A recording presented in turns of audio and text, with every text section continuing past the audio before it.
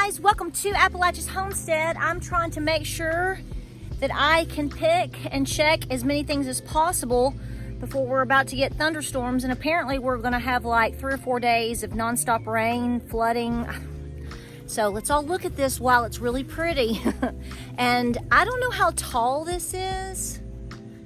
I'm 5'4½", so it's up there. It's up there. Here's the good thing, guys. Welcome back to the channel. Hope you're doing great this evening. The gardens are doing great. I will tell you that I'm going to give myself 1 ounce of credit on this.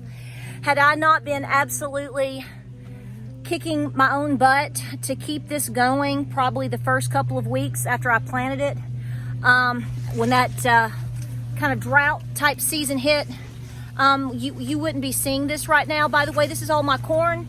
This is Hickory King, and yes, if you're hearing mowing in the background, we're trying to mow, trim down, pick, do a bunch of things before we get put back into a jungle situation.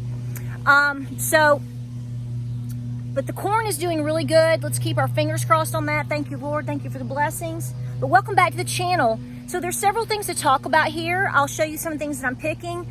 My tomatoes are just now kind of starting to turn. Remember, I had a very late season garden, okay? Debated whether or not I was going to plant anything, and then I changed my mind. And then I did it after Mother's Day, and then it got really, really hot. So I just picked an entire basket. Oh my gosh. An entire basket of cucumbers and squash, and there's a whole bunch more coming on. I do have another patch of cucumbers down closer to the house. They were planted after these, so they're just now starting to flower, but they're flowering abundantly. I know a lot of you have been talking about how you're not seeing a whole lot of bees this year. I haven't noted if we're seeing more or less so much. It's about the same, but I really work really hard trying to have a lot of pollinator-friendly plants. We're all natural here, as you may know. I don't use pesticides or anything like that. I use natural methods, you know, like a lot of you do. So we are seeing bees, but it's not like I've noted that they're going crazy yet. Now, I've planted my cosmos, as you know, on the other side of my corn, which is the bright orange cosmos. Typically, when they are in full bloom, we tend to see a lot of bees and a lot of pollinators. So give me another week or two and we'll start watching, and I'll be able to report back on that.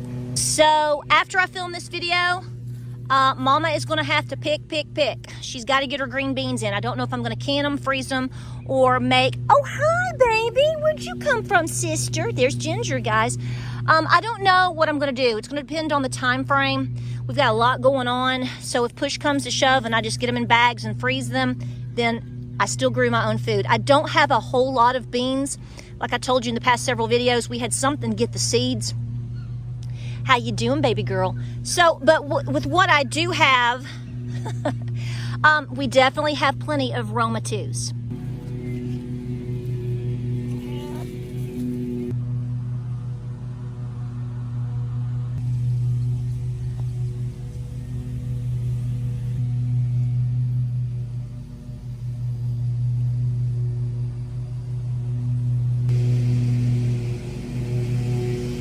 Okay, so what you're seeing here is a lot of bean plants, and then that morning glory. This is why I tilled several times and why I pull them, because when they start to take over, they're going to take over. The last 2 weeks have been a little bit busy, I will tell you right now. In fact, I have a favor to ask of you. I don't expect it, so don't take it the wrong way. But a lot of you like to send things in the mail to my P.O. box. And it's awesome to get letters from you and cards and whatever. Let me tell you right now, if you get the notion to send a card, or you can just write a little note. You don't have to go out and spend any money. You probably have to use a stamp, but other than that, if you want to send a little like get well card or something like that for my Nana, she was in the hospital and she's back home. She's doing really well. She's doing good. But you know, it was a rough go there for week 4 last. So my point is, you know, things happen. So I didn't till and do some extra grooming on my beans and whatnot because I was more concerned about my family and my Nana. But listen, if you want to send her, she will just freak out. I mean, if she just gets one, just a small, simple thinking of you or get well, whatever. Don't spend any money. Don't send any money. Don't send any gift cards. Don't do that. There's no money.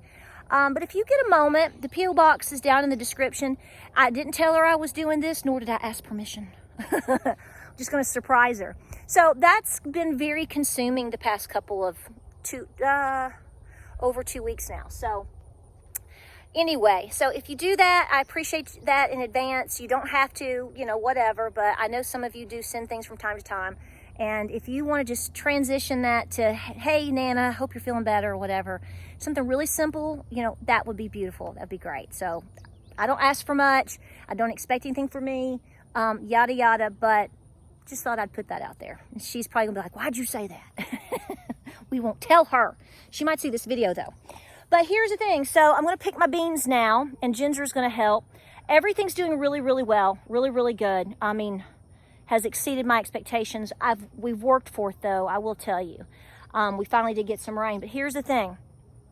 So all this corn, beautiful, tall, Hickory King, doing fabulous. This is going to be dried for cornmeal. Okay, I'm going to be pretty much drying. I'll eat a few of them fresh, because who doesn't do that? Because they are pretty sweet and I like them. But the whole point of this is to continue to grow, put some away, seed save from them, and to grind for cornbread. We make a lot of cornbread. Of course we do. And of course I can always feed it to my animals. Now I want to expand on this. We have talked about expanding all of our fencing just so I can grow like a whole lot more than this. So that's in the works. Hopefully for next year, we will see. You speak it, that doesn't mean God has planned it for you. So there's that. But here's the thing. So I was talking with a gal on that I know on Facebook. She's a really sweetheart, really super sweetheart. And they have put in this huge garden, and they work so hard, and the weather has absolutely pretty much annihilated their garden. I mean, it just got so bad for them. And that happens, okay? We just happen, even beyond our efforts, we got some rain pretty much in the nick of time. I'm not gonna lie, okay? And, but here's the point. I've told you, and I'm gonna continue to tell you, regardless of what you're growing, please have backups. I mean, I know you're sitting here going, okay, Patera, I watch your videos on a regular basis. And you are just like completely pounding this. Yes, because a new face may be hearing this for the first time. So when she was having her moment, she was so upset, and that's totally understandable, because this is a lot of time. This is a lot of energy. It can be a lot of money depending on your situation, right? So I asked her, I said, well, so you didn't get anything from pretty much from your whole garden. What did you learn from this?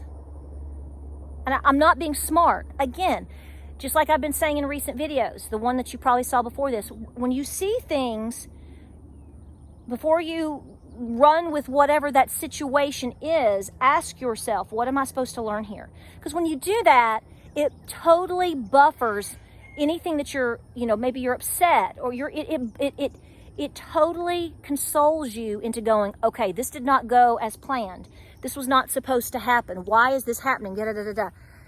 I find that when I say, what am I supposed to learn from this? I tend to handle the situation a whole lot better. So here's my point. So I asked her, what did you learn? Here's the point. The point is, she just learned point blank, firsthand, right in front of her. Because experience is everything, right? Not just talking about it. You got to walk it. Oh, look, here's Fritzy.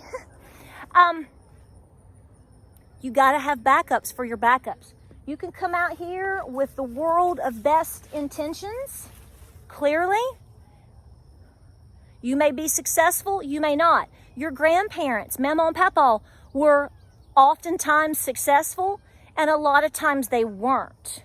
We look at old pictures and stories, and we see things from our family from the past, our men and papas and Mima and granddaddies, and our great grandparents. What is it, baby doll? I hear you.